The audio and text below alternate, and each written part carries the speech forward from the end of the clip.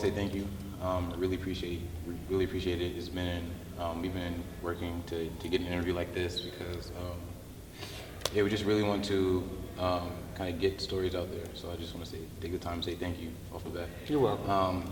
So I mean, Ralph, I just want to kind of get like originally, like where are you from? Like where are you originally from? I grew up in Greensboro, North Carolina. Actually, it's the more rural part of Greensboro. It's called Stony Hill. I grew up in a very, very extremely large family, mom's side and dad's side. Like how many in total? Well, there's only my sister and myself as far as my immediate family, but my mother came from 7, my grandmother came from 13.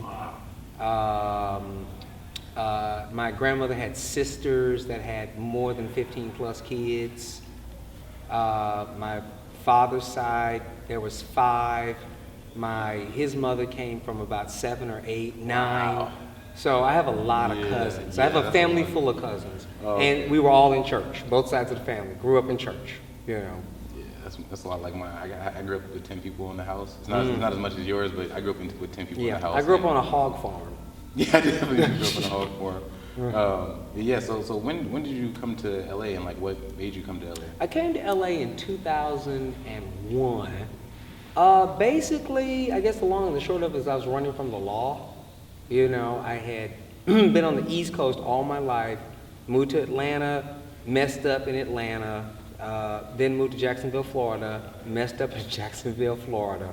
And I was like, well, I don't have anywhere else to go, so I was thinking about New York, and I thought about LA. It happened to be like February, March. I decided to come to LA. That's basically the long and the short of it. I just basically needed to get out of town, and I knew that no one could get me here. So you feel safe here? Well, that was the plan. I do feel safe here now, but the plan didn't have anything to do with safe. The plan had to do with getting out, you know. And, you know, I felt like, you know, I'd be able to do something here, you know. Okay. So can you speak on a little bit of like the series of events that led you here? Okay, well, I think around well, first of all, I've always had an alcohol and drug issue. Always had that from 15, 16. And my homeless episodes started around 16, 17, 18, somewhere along in there. So my father passed away in 1993, and my mother and I just did not have a great relationship. So after my father died, I sort of kind of floundered because, you know, I was a daddy's boy, and he had always taken care of me, he had always paid my bills, and whatever else that, you know, he could do to keep me out of trouble, keep me out of jail. And so after my father died, I felt like I just didn't have a use to stay in North Carolina anymore. And I was in trouble with the law, you know, serious trouble with the law. And so I took that opportunity to leave. And I got to Atlanta, and doing great at first, you know, went back to alcohol, went back to drugs. Well, actually, never really left them, but, you know, I got in trouble with the law in Atlanta, you know, and I ended up in Jacksonville, Florida. Same story, drugs, you know, getting in trouble, you know, legal, you know, things. What was that trouble? Was that trouble you got in? Was that drug related? It was basically, you know, white collar crimes, you know, embezzlement, I don't know, just, you know, credit card fraud, you know, robbery, larcenies, you know what I'm saying? Because there was no weapons involved, you know. You know, just, you know, things that, you know, anybody who would have done it for the first time would have been okay. But I had a string of such events, you know, and some of them I probably hadn't been, you know, probably didn't get as much, you know, discipline or time as I could have done. But if you string it all together, and this is my thinking at the time, you know, boy, when they get me, I'm gone, you know, so let's just go, you know, and I would hop, and eventually that's how I ended up in Los Angeles. Okay. All right, so actually going back to the childhood, like what were your like childhood dreams like growing up? Like what did you want to like? What were you wanting to do? Like I don't know. What were your dreams? Yeah, I don't know what I wanted to do, but I wanted to be rich because I grew up in poverty, or it was perceived poverty.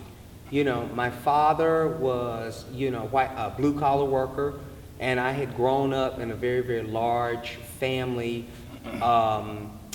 who were products of the 30s, 40s, 50s, and 60s, and I was born in 68. Okay. So they were very humble people.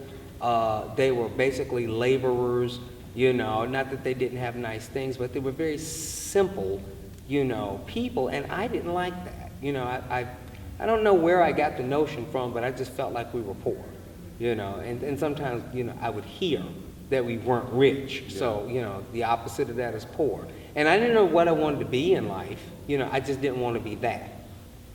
I was dissatisfied with you know, the life that they had, you know, blue collar worker. I didn't want to do that, you know. But I had a very happy childhood. There was no abuse. I was adopted from birth. So my parents are not my biological parents, but you know, they took care of me, provided everything for me. I had a lot of family, so a lot of family involvement, a lot of, you know, traditional, you know, African-American Southern family values, you know, and nothing lacking, you know, nothing lacking. Okay.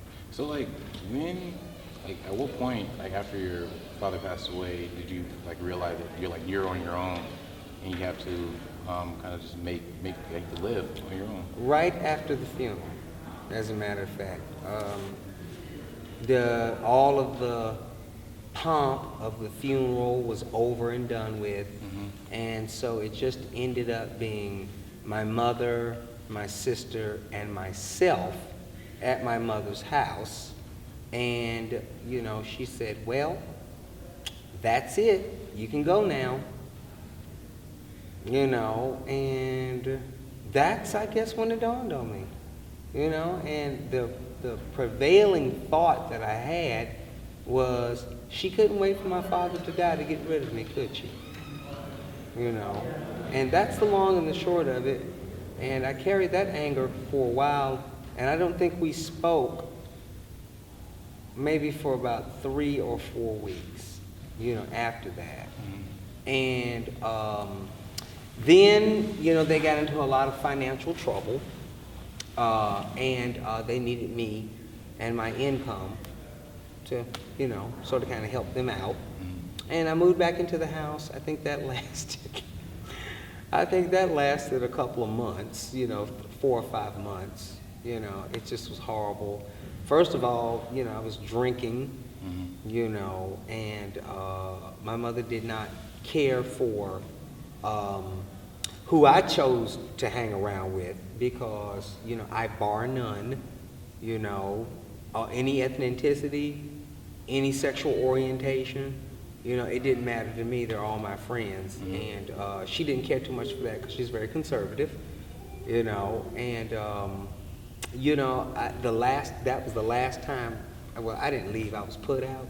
So, you know, I really knew, you know, at that point, this is it. You're not going to get any help from them. It's over and done with. It's time to go. Okay, so how, like, what was the struggle like kind of coping with that, and knowing that you had to be by yourself? It was very frustrating because, you know, I have well, at the time, my oldest nephew then was the only nephew. And since I don't have any children and really never planned on having any, you know what I'm saying, that was my kid, you know. And a lot, I would say 90% of, you know, just tolerating my mother and my sister was really because of my fabulous nephew, you know. And my sister was a single parent, and we all lived together. And, you know, my sister and my mother, we didn't get along. So the struggle was very frustrating. Okay. So yeah, that's actually leads into my next question, was like, how was your relationships with like your family or like your significant others or whatnot throughout this whole process? Like, what? Well, like I said, I experimented a lot with my sexual orientation.